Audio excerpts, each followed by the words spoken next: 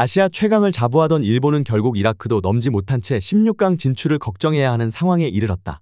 어떠한 편파 판정도 이라크가 자주 사용하던 침대 축구도 없는 변명의 여지가 없는 패배로 일본이 자랑하는 이강인보다 뛰어나다던 쿠보와 김민재보다 뛰어난 수비수라는 토미야스가 모두 출전했지만 일본의 패배를 막을 수 없었다.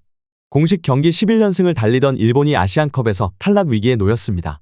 지난밤 있었던 일본과 이라크의 아시안컵 조별리그 2라운드 경기에서 일본은 이라크에게 전반전에만 내리 2골을 실점하였고 결국 1대2로 패배하며 1승 1패로 16강 확정에 실패하였습니다. 더욱 큰 문제는 처참한 경기력을 노출했음과 동시에 자력 조일이가 불가능해진 상황으로 만약 이라크가 마지막 경기에서 베트남에게 패배하지만 않는다면 16강에서 운명의 한일전이 펼쳐질 가능성이 매우 높아진 상황입니다. 일본 축구 팬들은 충격에 빠진 모습을 보이고 있으며 일본 최대 포털 야후에서는 현재까지 실시간으로 일본 축구는 죽었다는 반응과 함께 프리미어리그를 폭격한 미토마의 부상으로 전설의 1군이 출전하지 못한 것이 컸다는 정말 예상치도 못한 반응을 보였고 무엇보다 한국과 너무도 차이나는 경기력으로 16강 탈락이 확실해 보인다는 반응이 나오고 있습니다.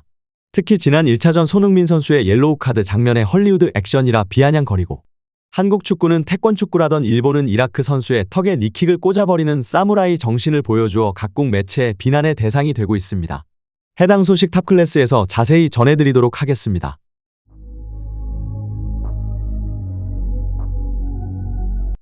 일본이 자랑하고 항상 이강인보다 뛰어난 재능의 소유자로 레알 마드리드 이적이 임박했다는 자찬을 내놓던 쿠보는 이라크 수비진들에게 완벽히 지워지며 삭제당했다는 평가가 나올 정도였다. 드리블과 슈팅, 스피드 어느 하나 뛰어난 장점을 보여주지 못한 쿠보의 경기력에 결국 일본 감독은 이른 시간 그를 교체 아웃시킬 수밖에 없었다. 아시안컵 직전 마지막 평가전에서 한국과 경기를 펼치며 0대1의 패배를 당한 이라크는 일본과의 경기에서는 일본을 압도하는 모습으로 한국전과는 완전히 다른 경기 양상을 보여주었다.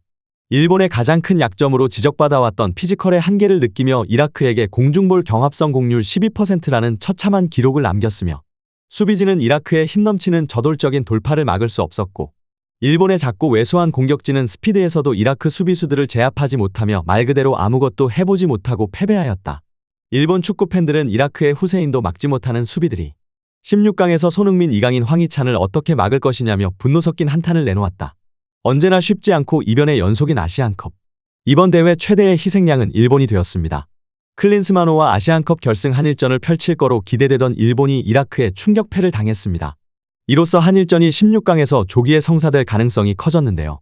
일본은 19일 카타르 알라이안의 에듀케이션 시티 스타디움에서 열린 2023 카타르 아시안컵 조별리그 D조 2차전에서 아이맨 후세인이 멀티골을 폭발한 이라크에 1대2로 패배하였습니다.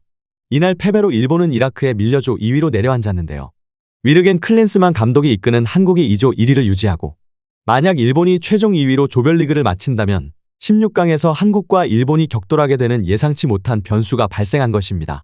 특히 일본은 A매치 11연승을 달리며 독일, 스페인, 터키를 압도하는 축구를 보여주었지만 이번 아시안컵에서는 이라크를 넘지 못한 것입니다.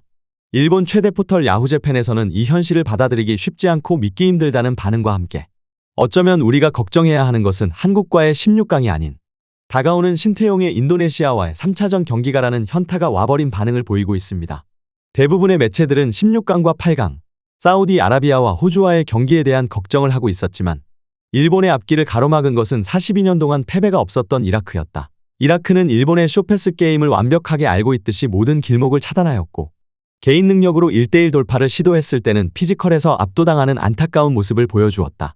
한국 대표팀의 이강인은 바레인 수비를 4명씩 돌파하며 개인 능력으로 환상적인 원더골을 넣었지만 쿠보는 스피드와 개인기 모든 면에서 아쉬운 모습을 보여주었고 회심의 슈팅은 관중석 너머로 날아가 버리며 일본 축구 팬들에게 절망을 선물했다. 반드시 이겨야 하는 3차전 인도네시아는 일본이 오늘 패배한 이라크와의 경기에서 밀리지 않는 모습을 보여주었으며 무엇보다 걱정되는 점은 한국팀을 이끌고 당시 세계 랭킹 2위 월드컵 디펜딩 챔피언 독일을 잡아낸 경험이 있는 신태용 감독의 트릭이 기다리고 있다는 점이다. 일본에 꼬여버린 한 스텝은 예상치 못한 나비 효과를 불러오고 있다. 실제로 일본 축구 팬들은 좌절하는 모습과 함께 일보 정신승리하는 네티즌들은 또다시 전설의 1군을 찾으며 미토마가 부상으로 출전하지 못하여 완벽한 1군이 아니었기 때문에 패배도 용납이 된다는 어처구니 없는 댓글을 쏟아냈고 또 일각에서는 이번 이라크전은 일본의 트릭으로 일부러 패배해 16강 상대를 약해 보이는 한국을 골랐다는 헛소리까지 써내려가고 있는 상황입니다. 이렇게 일본 축구 팬들은 충격으로 제정신이 아닌 것으로 보이는 가운데 대부분의 전문가들은 만약 한국과 일본이 정말로 16강에서 만나게 된다면 너무나 손쉬운 한국의 승리가 될 것이라는 분석을 내놓았습니다. 특히 일본이 지난 1차전 베트남에게 2골을 허용한 것이 절대 우연이 아니었다며 일본은 지금 베트남과 이라크 단 2경기 만에 4골을 실점하며 최대 실점국 반열에 올랐다는 점을 지적했습니다. 일본의 수비진은 현재 거의 자동문 수준으로 한국의 수준 높은 공격진, 유럽 어느 국가대표와 견주어도 손색 없는 손흥민, 황희찬, 이강인 라인을 막기 힘들어 보인다며 공중볼 경합 성공률 12%에 불과한 일본의 수비진을 초토화시키기엔 한국의 원톱 조규성 또한 좋은 선택지가 될 것이라는 분석까지 내놓았습니다.